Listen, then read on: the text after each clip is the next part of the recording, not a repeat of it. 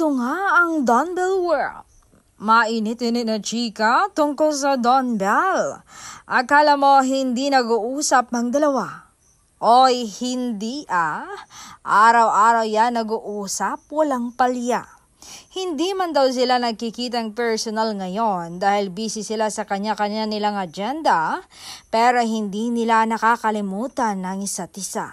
Hindi raw sila natutulog ng hindi nag-uusap.